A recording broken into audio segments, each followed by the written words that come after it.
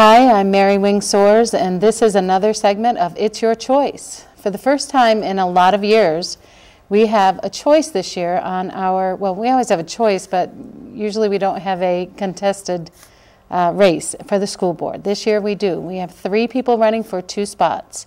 So I would like to give you the opportunity to reintroduce some of them and introduce our new candidate. We'll start with rookie, not a rookie, what's the difference? What's opposite of rookie? Veteran. Veteran, thank you. I hear it from the booth. A veteran from the school board, Mr. Steve Young. Well, my children would rate that as wicked old. Yeah, there you go. But yeah, Steve Young, and I've been on the school board for 2 terms, so this would be my chance to run for a 3rd term. And it's a nice job. It's a good place to be on Tuesday nights and several times during the week. Mr. Campo? My name's Ron Campo. I've been on the school board on 2 separate occasions, 3 terms each, and I'm looking for another term on the school board. And it is a nice place to be on Tuesday nights. Dealing with the staff and the administration makes it very worthwhile. Now, I know, excuse me, I don't mean to interrupt, but, well, I am interrupting. At the school board meetings, Mr. Campo, you are very soft-spoken. Here, we do need you to speak up.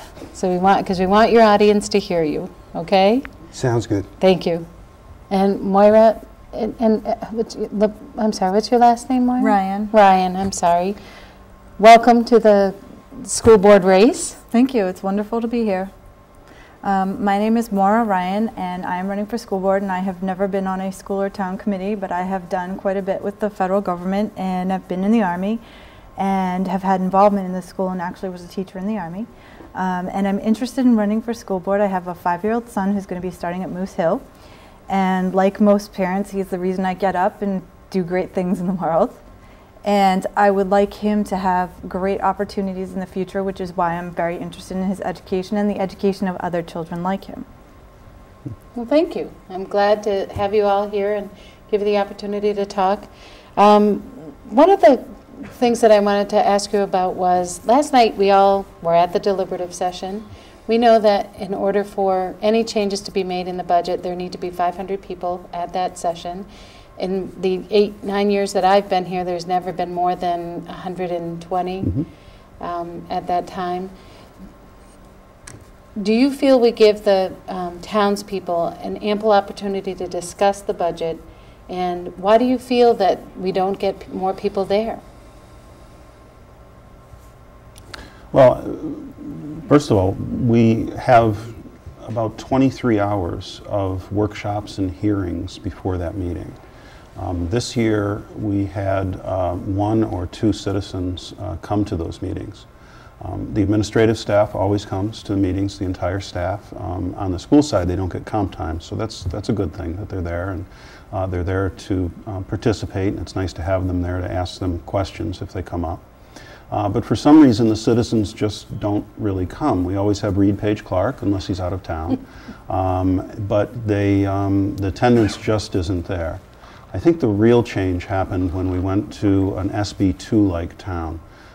Years ago, we switched from being a school town meeting style session where your vote could make a difference to an SB2. Now, the advantage of that, or similar to SB2, the advantage of that is you go to the polls and you get to vote on everything at the polls. You get to vote on the budget, you get to vote on the union contracts, you get to vote on the capital items and expense items. Everything's done in the voting booth. And people have recognized that on the school side, and I think that's why they don't come. This was a big session. I mean, we structured the budget where we're eliminating over 33 positions. And I expected if we were ever going to get people to come out that it would be at this meeting. So were you surprised when we didn't have an audience last night? I was surprised at the lack of attendance last night. I would have expected somewhere in the area about 170 people. I was expecting 200 people. But then there's another wave. I had spoken to a couple of people why they weren't attending the meeting, and they're saying is, we're happy where the budget is, so there's no reason for us to come and speak at that point in time. And as you know, if people are unhappy, They will be at a meeting. If you go back to the math, when we spoke about math at the middle school, or when I had brought up many years ago, moving the elementary schools around, people filled up, 600-700 people showed up at a meeting. So I think it's the subject. If people are happy, they have more important things to do with their times, and they'll come out on March to vote. If they're unhappy, they'll come to the school board meeting and try to change the issues before we even set the ballot.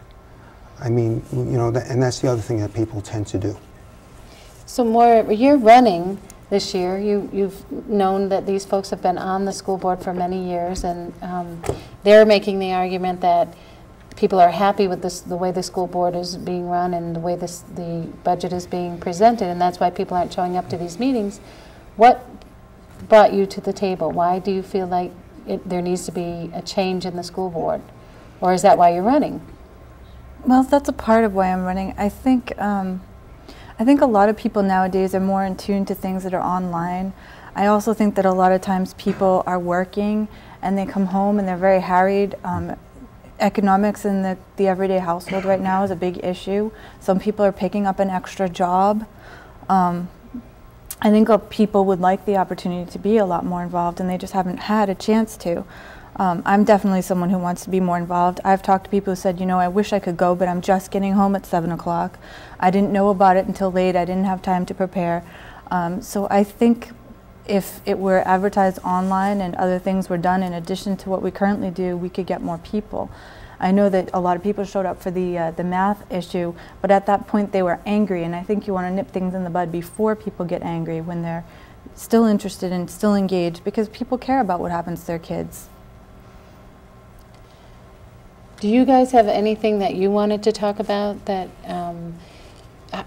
what direction do you see the school board going in the future? Do you feel like we've accomplished everything that we need to accomplish in our schools, or do you think there's changes that need to be made?